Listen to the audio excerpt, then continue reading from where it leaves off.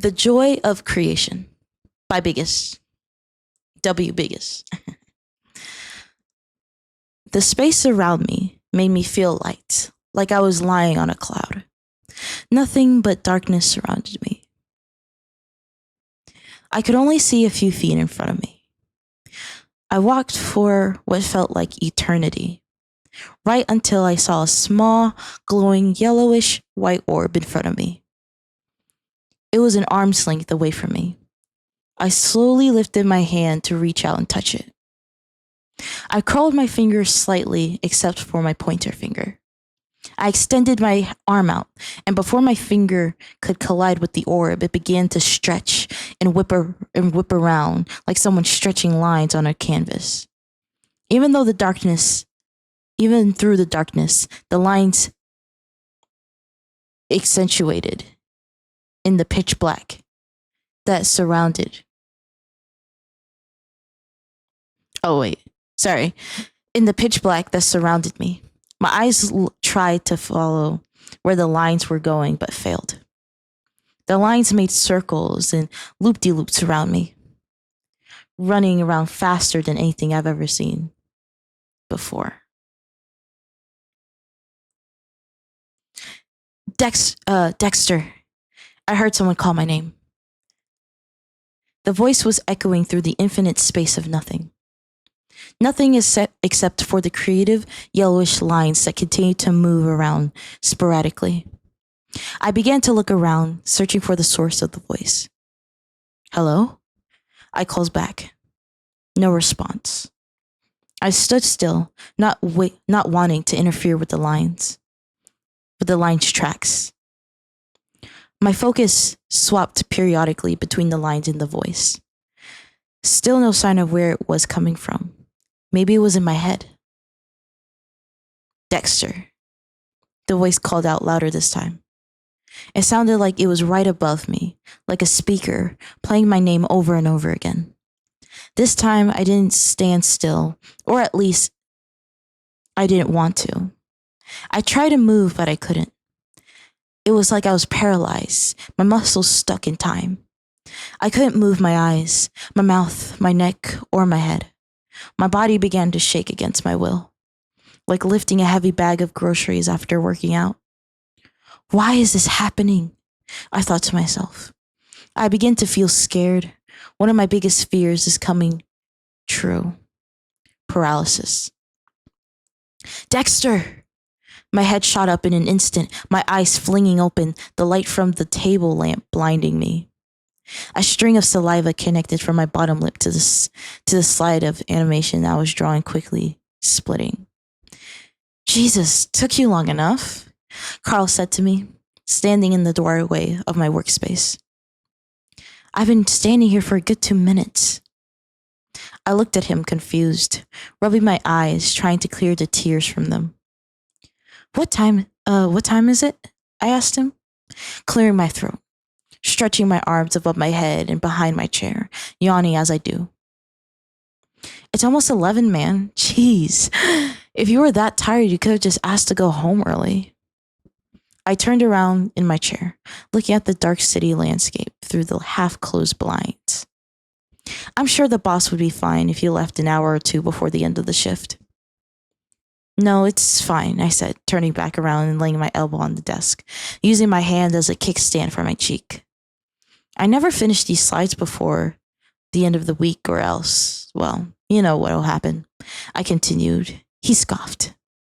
Please, you've been working here longer than any of us. I'm sure the boss wouldn't fire you just because of one slip-up. He's not that kind of guy. He said in a reassuring manner. I replied with a hum as my eyes began to slowly droop down again. Hey, dude, he called out. I shot my head up out of my palm and opened my eyes tiredly, startled by his shout. He laughed and said, if you need a ride, I'll give you one. You're just lucky I found you before I clocked out. Grab your stuff. He motioned his hands towards my jacket, boots, and satchel bag. I'll be downstairs waiting. And with that, he walked out the room, leaving the door open. The area outside my office was completely dark, all except for the slim hallway down in the corner of the area. That was the only place light was coming in from. I stood up from my chair and walked over to my things. I took off my work shoes and began slipping my feet into my boots, tying the lace in a slow and neat way. I grabbed my satchel bag off the windowsill and carried it over to my desk, opening it and putting the pencil and slides that were on the desk inside. I tossed the one slide to that slide that had saliva on it in the trash. I'm gonna have to redo that one tomorrow, I thought to myself. I closed my satchel bag and swung it over my shoulder, grabbing my coat off the hanger and hanging it over my forearm. I picked up my work shoes and held them in one hand, reaching over to my desk and turning the switch on the lamp off. The room went completely dark, and for a moment I got chills running down my spine. I hated the dark. I quickly began walking out of the dark office and large workspace, reaching the hallway and heading towards the elevator. I was in the 15th floor of a 22-story building, a building owned and used by the Joy of Creation Studios, an animation studio set on creating the best children's animations in the world. And so far, they were. Carl was leaning against his 1971 Mercedes-Benz 280 SE. It was a nice car. It ran well, it had a good enough space, and in summer, when you took off the top down, it was nice to have the wild winds blow through your hair with the scorching heat of the sun radiating on you. Unfortunately, though, it was not summer. It was late fall, and everything was cold. Snow was coming soon and made me kind of excited. When it snowed, we didn't always have to go into work, as long as we still got our work done. If someone decided to not go into work, they were given a quota for how many slides or documents we had to finish by the end of the day. I always finished the work as fast as I could, not just so that I wouldn't get fired, but also because I like to draw. It's always been a hobby of mine, and now it's my job. Ever since I was a kid, I would draw short and choppy animations of characters I would come up with. Some people, on the other hand, wouldn't do the work and take the day as an off day. They obviously got fired for wasting company resources, as they would say. The Joy of Creation Studios had a very strict company policies. And if you broke any of them, you would be kicked out the door like nothing. Me, on the other hand, I got 5 strikes. I founded the company alongside my childhood best friend, Jeremy. I work in the animation department now because that's where I belong. And I didn't want to work in the corporate department or management. I liked animating. I always have and always will. Now, I wasn't the only person who only got 5 strikes. Everyone in the higher spot on the company board did, including a founder or CEO. That was the way me and Jeremy made things, and everyone agreed with it. The only thing I didn't agree with, though, was the fact that even someone who'd been working here for years can make one slip up and be immediately fired. But when you're in a room with people of higher standards than you, but when you're in a room with people of a higher standard than you and opposite opinions, even though you founded the place, you didn't have much say. Hey, he called out to me. I didn't say anything back, just lifted the hand my shoes were in, up in the air with a smile. Thought I was gonna be waiting here forever, he sarcastically continued. Oh, don't fool yourself, I said, chuckling as I did. He chuckled back and opened his door, allowing me to toss my things in the back seat. After I did, he climbed into the car and started it. I walked around the side of the car, opening the passenger side door and climbing in as well. The air in the car was brisk, and the heaters blew warm air out slowly as we drove through the downtown Newton, a large industrialized city just on the border of New Hampshire and New York. Not to be confused with the city Newton, right outside of Boston. The city was separated into two parts, east and west. It was separated into two parts because Lake Champlain was caught in the middle of it. Noon's sitting just south of the main lake, connected by multiple bridges across a long and wide river. Both sides were industrialized, but as with every city in the world, one part was poorer than the other. The east side was where the rich and famous lived, and the west side was where the poor and rundown places resided. The Joy of Creation Studios was on the east side of the city, and my apartment was just a few blocks away. Carl and I stayed in the same apartment building, our one bedroom flats, just across the hall from one another. He always allowed me to use his car when I needed it on our off days or weekends. And he drove us to work every day. Sometimes I would call a cab when I would work overtime so I wouldn't keep him waiting, unless he was working overtime as well. The car came to a stop and I jolted awake again. I took a quick nap in the car, hoping Carl didn't mind. Even though the car ride wasn't long, it felt like hours had passed. The jump from one place to another in an instant reminded me of the times where I was a kid and would sleep in my parents' car on an annual drive to Canada to see my grandparents.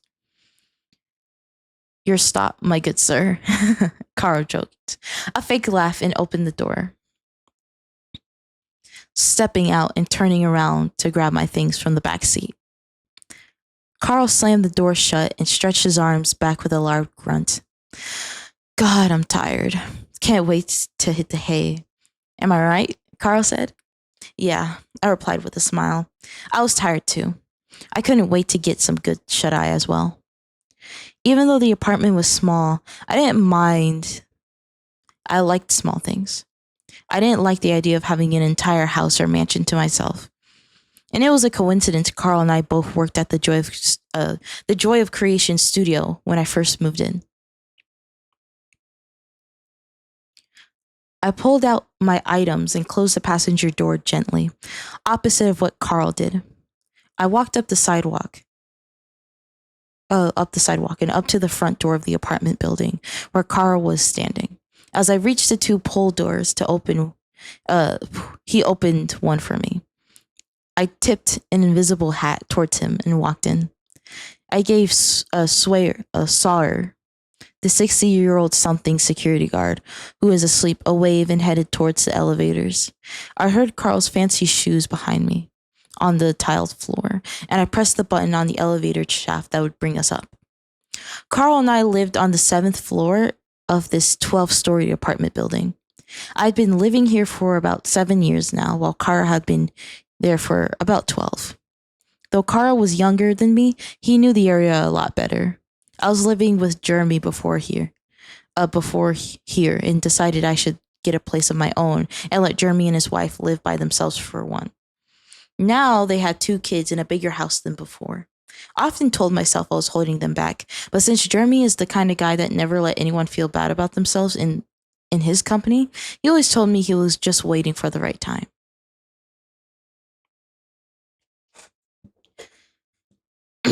Goodness. Okay.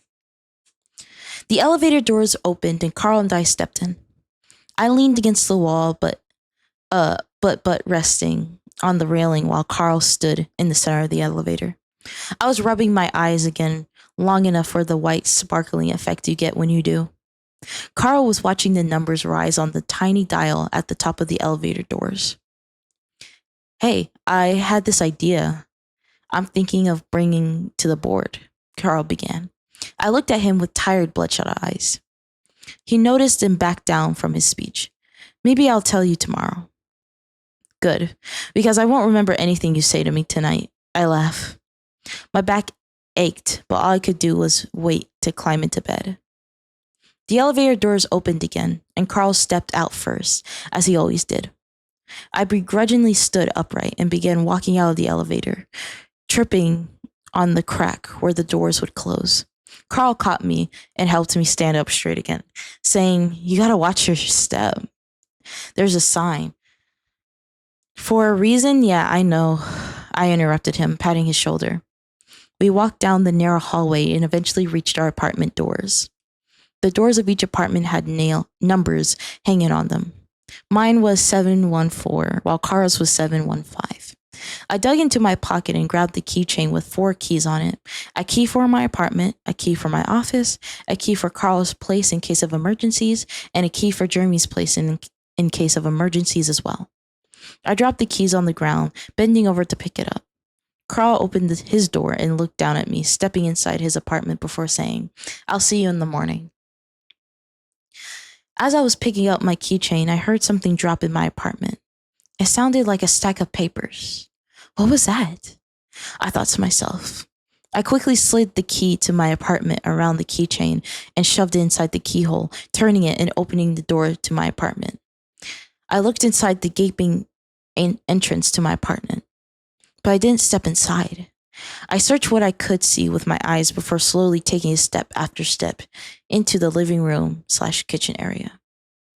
I noticed I left one of the windows slightly open, and on the ground was a stack of papers scattered across the floor.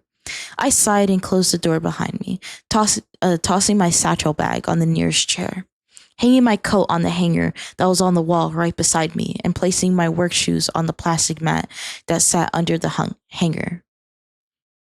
I walked over to the mess the papers made on the ground and quickly began to gather them up, not bothering to make the papers even with each other. I placed the papers on the half wall, separating the kitchen and the living room. A couple of papers on top fell back onto the floor. I sighed once again and decided to leave them there. I walked over to the window and cranked the handle to close it. Then it hit me. How could a small gust of wind, if any, be able to knock a heavy stack of papers down onto the floor? I spun around in an instant and began scanning the area again. It was so dark I couldn't see anything. Maybe I'm just tired, I thought to myself. I decided not to worry about it and just go to bed. I walked back over to the front door, sitting down on the same chair I put my satchel bag on. It was slim enough to be sat on, so I didn't care much. I bent down and began to untie my boots, slowly undoing the laces in an orderly fashion. I slid my feet out of the boots and placed them on the same plastic mat my work shoes sat on.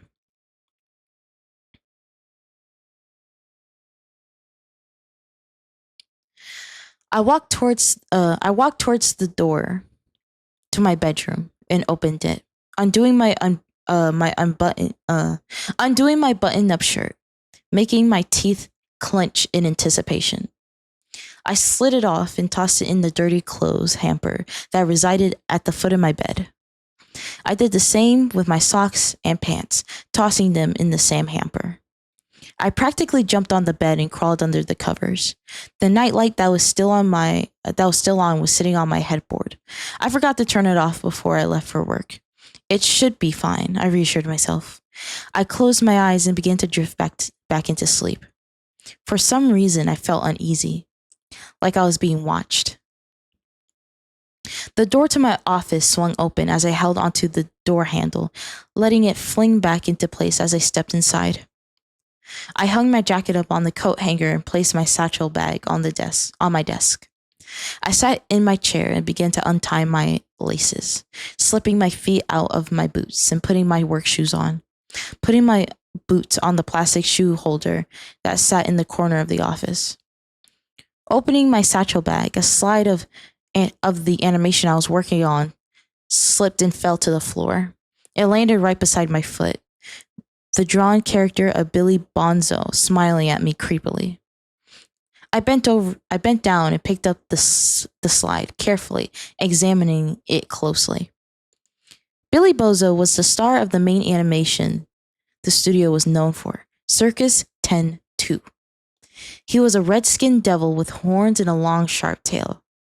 He wore a long, tall top hat with a red stripe at the base, a red dress shirt to match his skin color, a black tie with red patterns on it, black dress pants, black dress shoes with red stitching, and a long black dress coat with similar red details as his tie. I hated drawing him. He always gave me the creeps, even though he was an animation, a cartoon, a facade for the minds of children. It's his smile that did it for me. Billy Bonzo had friends in Circus Tent too, such as Buck Billows, a black and white hound dog that was known for his howling when he got scared, excited, or any over exhilarating emotion. Another one was an Angela, was Angela Angel, Billy's love interest, a sort of forbidden love, constantly occurring throughout the show, mainly because Billy was a devil and Angela was an angel. In the show, Billy often played pranks or tricks on a colorful cast of characters, almost always telling the viewer what he was planning on doing each episode. I didn't like the concept. Playing cruel jokes on your friends for comedy and entertainment never matched my style, but the executives of the studio loved it, and so we went with it. In fact, almost everyone loved it except me. The first time I ever drew Billy Bozo, I had nightmares. Nightmares where he was playing the pranks on me, but they were more dark, more twisted, more gruesome than the cartoon counterparts. I couldn't stop thinking about those nightmares for a little over a month. I thought it was going to drive me insane, but I came to peace with it. It's all in my head, I kept telling myself. I knock on the door. A knock on the door made me jump as I reluctantly reminisce on my Billy terrors. And quickly, I set the slide down on the desk, the light illuminating Billy's face. Yeah, I called out. The door opened and Jeremy stood there. His happy-go-lucky smile spread across his face. Hey, hey, he belted out the moment he stuck his head in. How's my favorite buddy? I chuckled at his words. He only ever came to visit a couple times every month, and those were the only times I got to see him, so I felt obligated to be as friendly as I could, no matter how tired I really was. He's doing pretty good, if I do say so myself, I replied enthusiastically, standing up from my chair and opening my arms, welcoming him in for a hug. He let out a happy growl as he hugged, patting each other's backs as we did. God, it's good to see you again, he says, his smile going from ear to ear. Calm down, I began, sitting back down in my chair. It's only been, 2-3 weeks? I said, my smile still stuck on my face. Yeah, but it feels like an eternity every time, he said, sitting down behind me in the not so comfy and lumpy cushioned chair next to the window and some filing cabinet drawers. So, how's the animation process going? He asked me. I pulled out a pencil from my satchel bag and stuck it on top of my ear, turning around in the chair. Oh, the usual, as always. Drawing until my paycheck comes, I joked. He laughed for a few seconds and settled back down, trying to relax in the chair. And you? How's corporate life going? I asked him, turning the question around on him. He rubbed the back of his neck while giving a toothy grin. Same old, same old. Paperwork for days, 10 extra files being put on my desk after I finish one, he replied. I could tell he's tired by the bags under his eyes. But that's what you get when you run a company, he said, chuckling while saying it. I chuckled back, turning back around in my chair. I began to draw the next slide of animation, sketching out what was happening next. You already know the answer to your question, Jeremy, I said while sighing. He sighed as well, and I could hear him stand up from the chair and begin to slowly pace in the circle. Dexter, we want you. We need you in management. I know you attended the meetings and sometimes suggested stuff, and it's just not enough. The reason no one else ever takes you seriously is because they don't see you as a founder. They see you as a regular animator, no matter what it says on your desk. He gestured to the desk nameplate that sat on the corner of my desk, fixed in a diagonal angle. The words sketched on it said Dexter Remington, founder. I sighed again. I already told you, Jeremy, I like being an animator. I like writing things into a story, not writing on the lines with signatures. I like where I am. No one, including you, can change that, I said in a tired voice. I turned around in my chair and looked at him. His face the same as every other time I told him no. Disappointed. He sighed. his leg beginning to shake as he tried to calm himself down, and I saw the slight anger in his expression. Come on, man, he began. You can't be in animation forever. Don't you want to get out of that small apartment, away from that building and cemetery that's right beside? I like where I am, Jeremy, I said firmly, standing up from my chair. I like my small apartment. I like the apartment building and who my neighbors are. I like the animation part of the company. Like I said already, I like animating. I always have, and you do too. I lowered my tone, sitting back in my chair in a slump. That's why we started this company, Jeremy. We started it to bring joy to the faces of kids, hence the name. We started it because it's what we've always wanted. I spun the chair around and hunched over the desk again. At least for me, at least for me. You may go now, I said, waving a hand gesturing towards the door. He didn't say anything and stood up, slowly walking towards the door. He reached out and grabbed the door handle. I'll see you next time, he said, turning the door handle and opening the door, stepping out in a large workspace. I didn't reply. I continued to draw the slide of animation. He quietly closed the door behind him, and I could hear his heavy steps walk to the elevator. And that's it! Oh my god! Oh my god!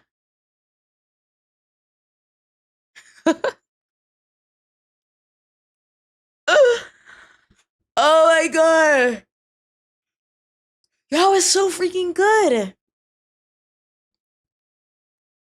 That was so freaking good. Again, if you want to know who wrote that, that was Biggest. Biggest wrote that. I'm applying the final touches. I fell asleep. What I heard was amazing. I tried my best. I definitely need to like practice my pronunciation and stuff like that.